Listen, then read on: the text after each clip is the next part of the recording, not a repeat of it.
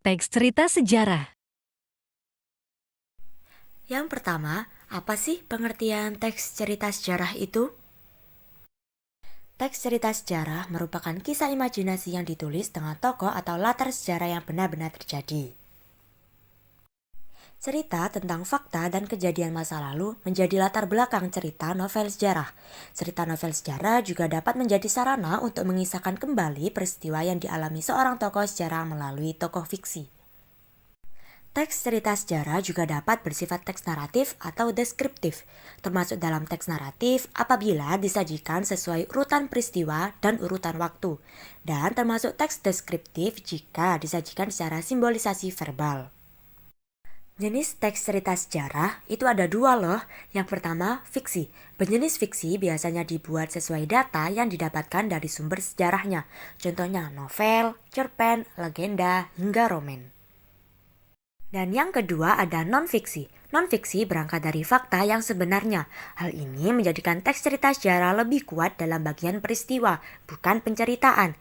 Contohnya biografi, autobiografi, catatan perjalanan, dan catatan sejarah. Oke, selanjutnya mari kita bahas tentang perbedaan teks cerita sejarah dan teks sejarah. Kalau teks cerita sejarah dapat didapatkan dari novel, cerpen, dan lain-lain. Sedangkan teks sejarah ditulis berdasarkan kejadian atau peristiwa yang benar-benar terjadi di masa lalu. Lebih lengkapnya, inilah perbedaan-perbedaan dari teks sejarah dengan cerita sejarah sebagai berikut. Pertama, teks sejarah.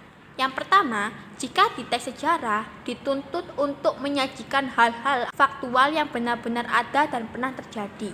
Yang kedua, sejarawan wajib untuk menyampaikan sesuatu sebagaimana adanya realita dan tidak boleh ditambah-tambahkan.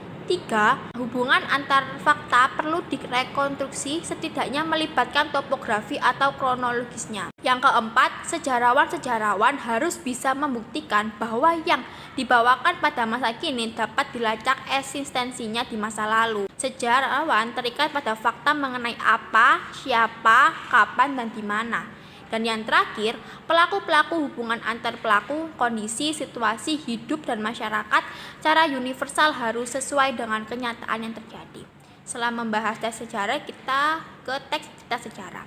Yang pertama, teks cerita sejarah memuat bebas untuk menggambarkan sesuatu yang tidak pernah ada.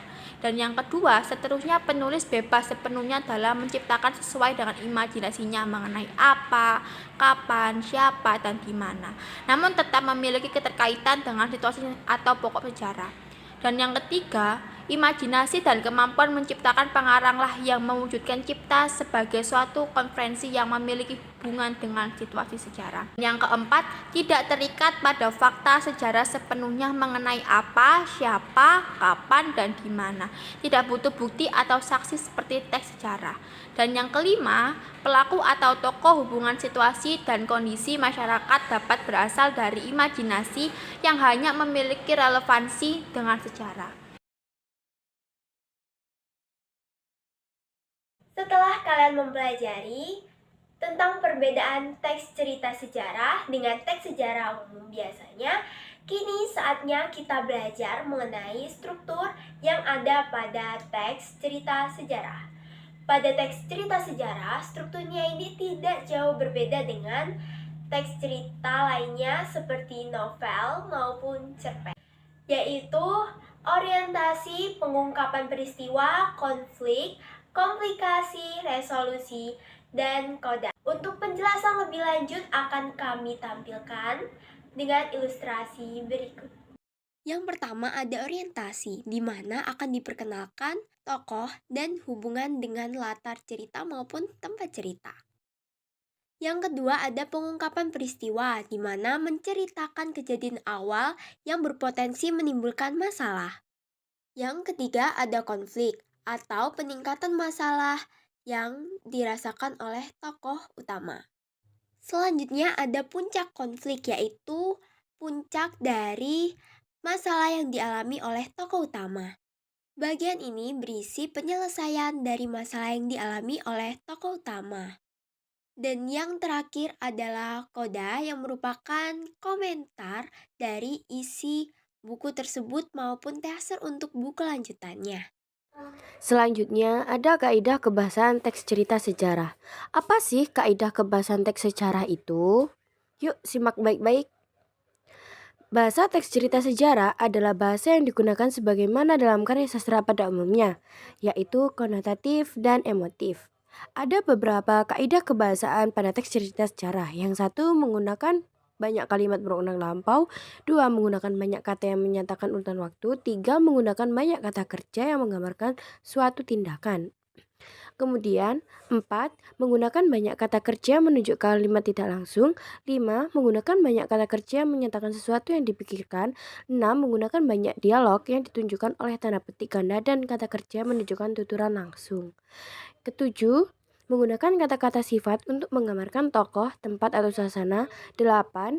Menggunakan kata atau frasa yang bermakna kiasan. Jenis nilai-nilai sejarah. Apa sih nilai-nilai sejarah itu? Nah, yang pertama ada nilai budaya. Nilai yang dapat memberikan atau mengandung hubungan yang mendalam dengan suatu masyarakat peradaban atau kebudayaan. Yang kedua, nilai moral, yaitu nilai yang memberikan atau memancarkan petuah atau ajaran yang berkaitan dengan etika atau moral. Sedangkan yang ketiga, nilai agama, yaitu nilai-nilai yang berkaitan atau sumber pada agama.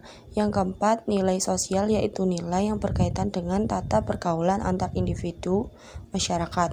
Yang kelima, nilai estetis, yaitu nilai yang berkaitan dengan keindahan, baik keindahan struktur pembangunan cerita, fakta cerita, maupun teknik pengajian cerita. Nah, ini dia contoh teks cerita sejarah dengan judul Asal-usul nama kota Surabaya. Di bagian orientasinya, setiap daerah pasti mempunyai cerita tersendiri dalam pemilihan nama. Seperti kota Surabaya ini, setidaknya ada 3 keterangan tentang nama asal-usul Surabaya. Lalu ada bagian urutan peristiwa